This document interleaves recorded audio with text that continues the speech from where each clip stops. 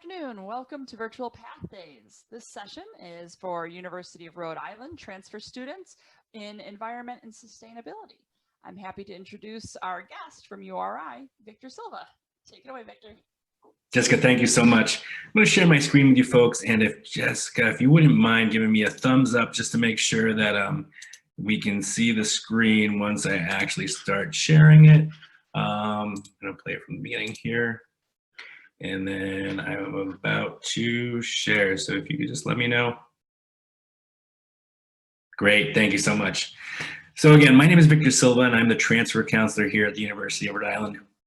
I'm very excited to be working with you folks.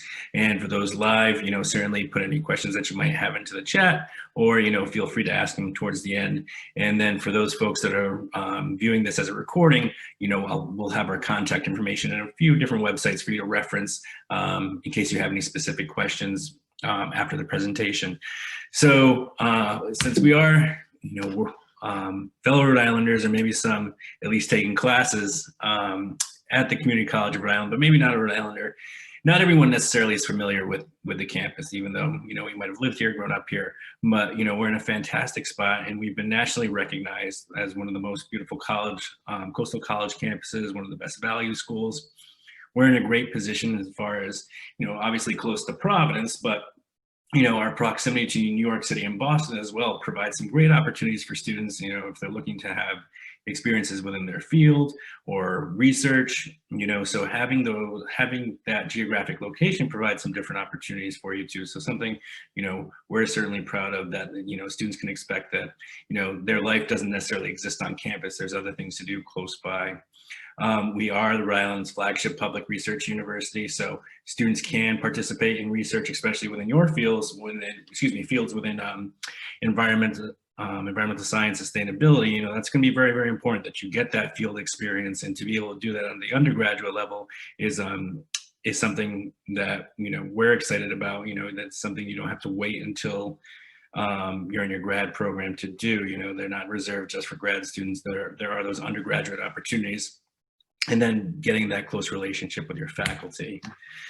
So since we are Rhode Island's largest research institution, flagship institution, most of our students are in-state students. So we have about 53% in-state, 47% out-of-state and international, which is fantastic because you're going to be in a classroom with a lot of different people from a lot of different places around the country and around the world. And that just adds to the experience that you're going to have and the discussions that you're going to have, having all of these different perspectives and folks with different experiences in their life, especially when it's coming down to views in environmental protection, environmental sustainability, what certain countries might already be doing that, things that we didn't think about necessarily within our backyard. So interesting perspectives from students from over 48 states and 76 different nations around the world. 25% of our students identify as incoming students identify as students of color. Our student to faculty ratio is 16:1. So even though we're considered a medium-sized institution at about 15,000, you're still going to have that closer knit feel at about 30 students to a class. 76% of our students of our classes have 30 students or less.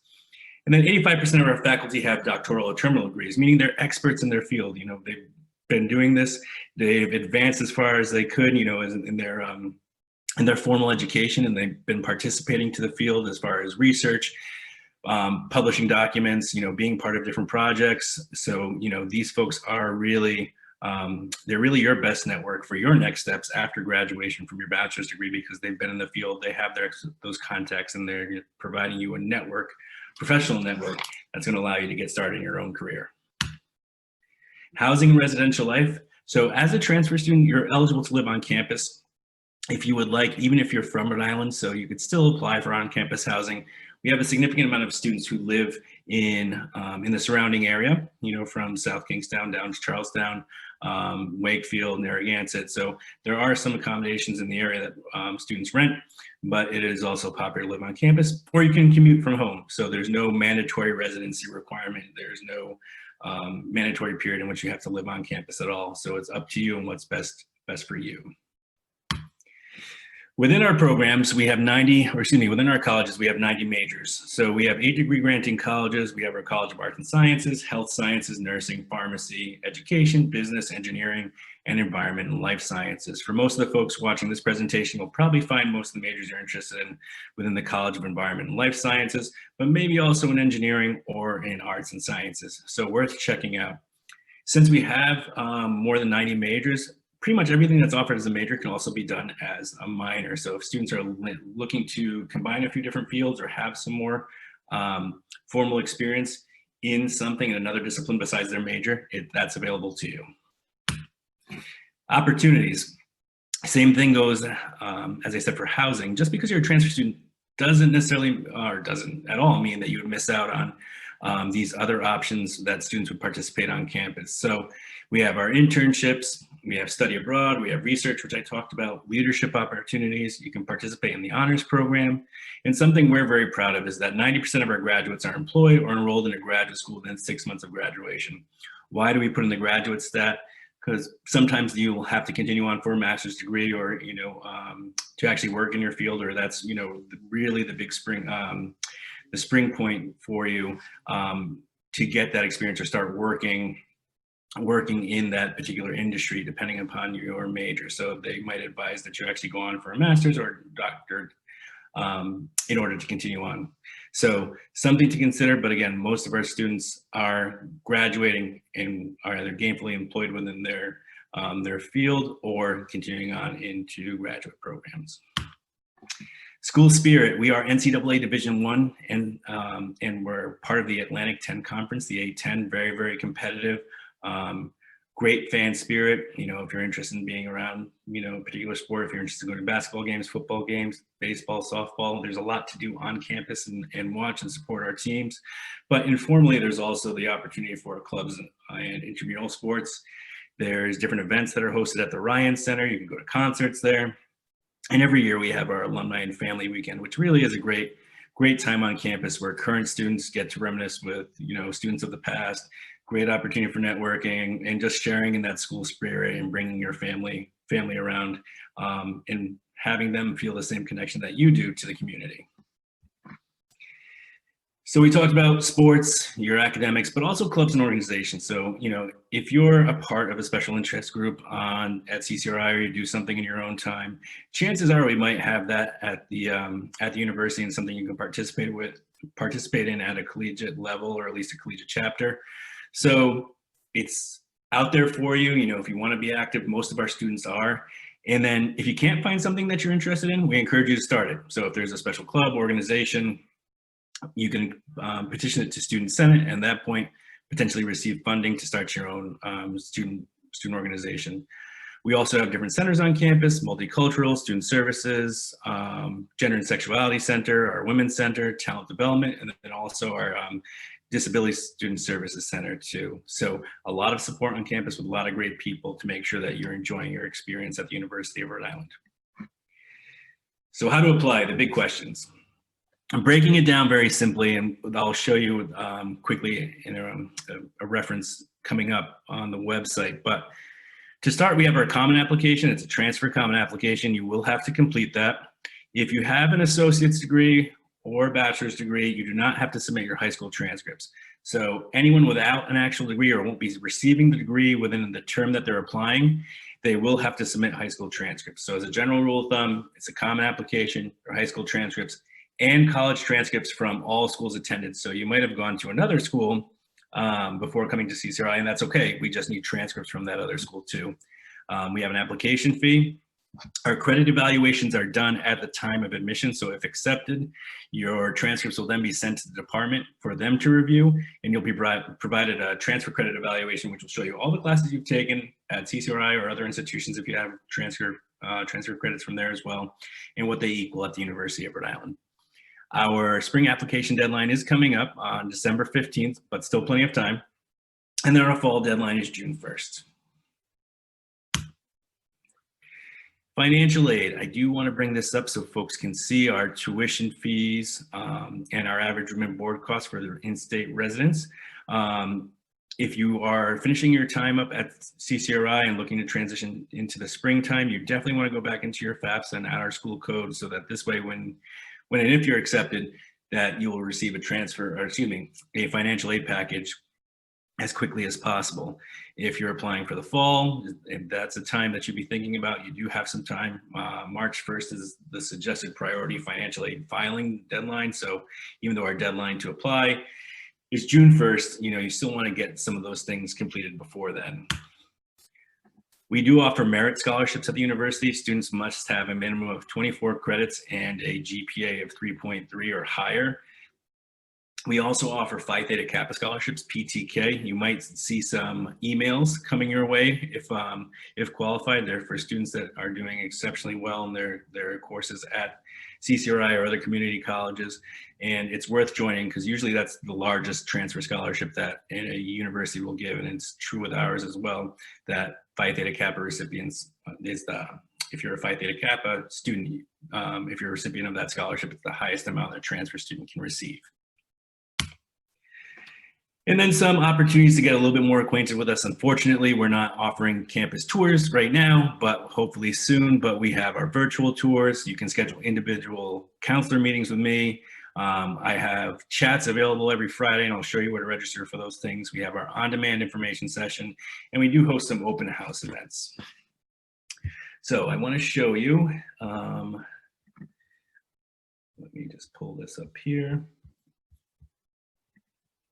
I want to show you a couple of the things that I think might be helpful for you.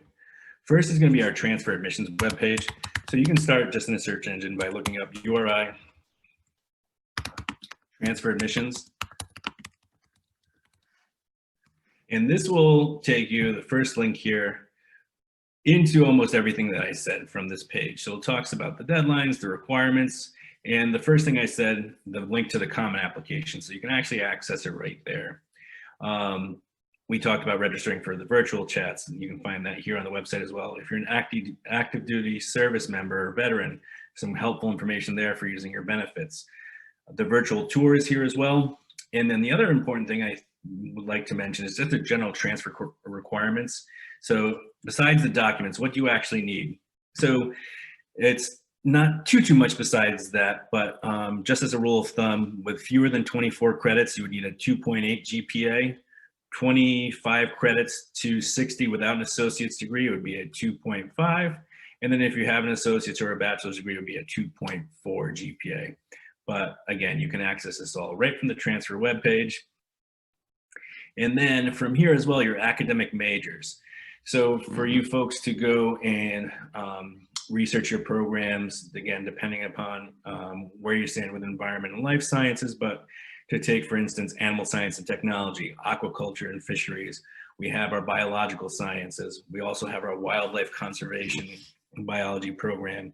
And then in here as well, there's a few others, but as I'm scrolling, environmental and natural resource economics, environmental science and management. So some great options in here that you might not necessarily have thought about, but can learn a little bit more. So for instance, if I click on environmental science and management, it'll give me a breakdown of what the major actually is. And then underneath here, I can look at courses that are within that program, get some of the catalog information, but they do a good job explaining what the program and the curriculum is like in this section. And then I mentioned transferable credit a little bit. Since we only perform transfer credit awards for accepted students, you can get an idea of how your credits transfer by going to this website. So in a search engine, you can type uri.edu. It should be the first link that pops up, especially in Google, but it's a kind of a plain site. But what it is, it's our database of previously accepted transferable courses. So thankfully, because of the amount of students that we receive from the Community College of Rhode Island, the list is very robust. So you can click on C, head to page 3, and then we can find the Community College of Rhode Island. So what we've done here is we evaluated almost every single course at CCRI and came up with an equivalent, or said that there's no equivalent for the courses at URI. And just as an example here, as you're going through your unofficial transcript for CCRI, you can start checking off and say, okay, I took, again, just for sake of example, I took this course, go through the different pages. And then there's this nice function up here where it says add and view to my list. And what this does is kind of create a nice unofficial transcript evaluation for you, where you can see on the left-hand side the course that you took at CCRI, what it equals at URI, and then any other notes associated to it. You can download it to an Excel or email it to yourself too. So just a nice tool to see, how your life will, your academic life could be at the University of Rhode Island, how many credits you'd have left in your degree, or if you're thinking about classes that you should, that you would like to take at CCRI and whether or not they'll actually transfer in upcoming semesters. So that is my formal presentation. Again, from the URI transfer admission website, you can find our email address. You can schedule a one-on-one appointment with me or participate in those chats. But in any case, I'm always happy to help you start the process too. So if you're a little overwhelmed, or maybe it's been some time since you started the Common Application, feel free to reach out and I can point you in the right direction and we can talk about your individual transfer plan. So thank you very much. I appreciate it. Thank you so much for being with us today, Victor. Thank you, Jessica, and look forward to doing this again in the future. Thank you. Have a great day. Take care.